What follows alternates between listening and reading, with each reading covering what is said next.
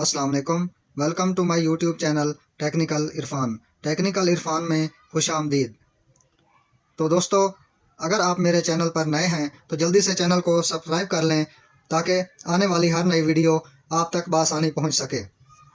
तो दोस्तों, आज का जो हमारा टॉपिक है जिस पे हम डिस्कस करेंगे वो है जी ओहम लॉ, कि ओहम का जो कानून है वो किस असूल पे काम करता है। तो वो मैं आज आपको समझाऊंगा आज के इस प्रोजेक्ट के ज़रिए जो आपको स्क्रीन पे नज़र आ रहा है। तो दोस्तों, सबसे पहले हम डिफाइन करते हैं जी ओहम लॉ को। तो ओहम का जो कानून है उसके मुताबिक किसी भी इलेक्ट्रिकल सर्किट में से गुजरने वाली करंट उस सर्किट के जो सप्लाई वोल्टेज हैं उसके रास्त मतनासिब और इस सर्किट की जो कुल रेजिस्टेंस है उसके बिलअक्स मतनासिब होती है, बशर्त यह कि उस सर्किट का जो है दर्जा हरारत टेम्परेचर वो मुस्तकिल रहे। तो इस रूह से ओम का जो कानून है उसको दो हिस्सों में तकसीम किया गया है। पहला हिस्सा है जी relation between current and voltage और दूसरा है relation between current and resistance. तो सबसे पहले हम जिस टॉपिक पे डिस्कस करेंगे वो है जी ओम का पहला हिस्सा, यानी कि relation between current and voltage. तो इसके मुताबिक जो है किसी भी इलेक्ट्रिक सर्किट में से गुजरने वाली जो करंट है वो सप्लाई वोल्टेज के रास्त मतनासिब होगी, यानी कि अगर उस सर्किट के जो वोल्टेज हैं उनको बढ़ा दिया जाए तो उस सर्किट की जो करंट है वो भी बढ़ जाएगी, और अगर वोल्टेज को कम कर दिया जाए तो उस सर्किट की करंट भी कम हो जाएगी। तो अब हम इस सर्किट की मदद से हम अप्लाई करते हैं सर्किट पे कि ओम का कानून काम कर रहा है या नहीं कर रहा। तो चलते हैं जी इस प्रोजेक्ट पे, सर्किट पे। तो इसमें आप देख सकते हैं कि 220 वोल्ट 220 वोल्ट अप्लाई किए गए हैं और इस सर्किट की जो करंट है वो 2 एम्प्स है। ठीक है जी, अब हम इसके सर्किट के जो वोल्टेज हैं उनको इंक्रीज करेंगे। 220 से मैं इसको कर देता हूँ जी 300 वोल्ट पे। तो आप देख सकते हैं जी कि ओम का कानून इस पे अप्लाई हो चुका है, और जैसे ही इसके वोल्टेज को बढ़ाया है इस सर्किट की करंट भी बढ़ गई है, 2 एम्प से बढ़कर 2.73 एम्प्स पे चली गई है। तो इसका मतलब है कि वोल्टेज को बढ़ाया तो करंट भी बढ़ गई। अब हम वोल्टेज को कम करते हैं और देखते हैं कि करंट भी कम होती है या नहीं होती। अब जी मैंने वोल्टेज कर दिया 100 वोल्टेज जैसे किए तो करंट हो गया जी 909 मिली एम्प्स।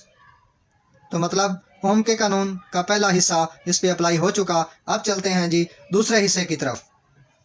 तो दूसरा हिस्सा है जी relation between current and resistance. तो इसके मुताबिक किसी भी बरकी सर्किट में से, इलेक्ट्रिकल सर्किट में से गुजरने वाली करंट उस सर्किट की कुल रेजिस्टेंस के बिलअक्स मतनासिब होती है, यानी कि अगर हम उस सर्किट की जो रेजिस्टेंस है उसको बढ़ा देंगे तो उस सर्किट की जो करंट है वो कम हो जाएगी, और अगर उस सर्किट की जो रेजिस्टेंस है उसको कम कर देंगे तो जो करंट है वो बढ़ जाएगी। ठीक है जी, तो अब हम इसको जो है अप्लाई करके देखते हैं कि ये कैसे काम करता है। तो आप देख सकते हैं कि इस वक्त सर्किट पे जो रेजिस्टेंस है वो 110 ओम अप्लाई की गई है, और इस वक्त जो करंट है वो 2 एम्प्स है। तो अब इसकी जो रेजिस्टेंस है उसको बढ़ाते हैं और देखते हैं कि हमारा करंट जो है वो 2 एम्पेयर से कम होता है या नहीं होता। ठीक है जी, तो अब मैंने इसकी जो रेजिस्टेंस है वो मैं 110 ओम से बढ़ाकर 200 ओम कर रहा हूँ जी। तो दोस्तों देख सकते हैं कि जैसे ही मैंने इसकी जो करंट है सर्किट की जो रेजिस्टेंस है उसको बढ़ाया तो उसके बढ़ाते ही इस सर्किट की जो करंट है वो देखा कम हो गई, और ये आ गई जी 1.1 एम्प्स पे आ गई। तो दोस्तों अब मैं इसको बढ़ाता हूँ, कम करता हूँ, और देखते हैं कि करंट बढ़ती है या नहीं बढ़ती। तो अब मैंने इसको जो है बढ़ा के कर दिया है जी 50 ओम पे। तो देखें रेजिस्टेंस को कम किया और इसका जो करंट है वो बढ़ गया 4.4 एम्प्स पे चला गया। तो इससे जाहिर हुआ कि ओम के कानून के मुताबिक किसी भी इलेक्ट्रिकल सर्किट में से गुजरने वाली करंट सप्लाई वोल्टेज के रास्त मतनासिब और इस सर्किट की कुल रेजिस्टेंस के बिलअक्स मतनासिब होती है। तो दोस्तों, अगर आपको मेरी आज की ये वीडियो पसंद आई हो तो लाइक और शेयर करना ना भूलिएगा। Thank you so much. अल्लाह हाफिज़।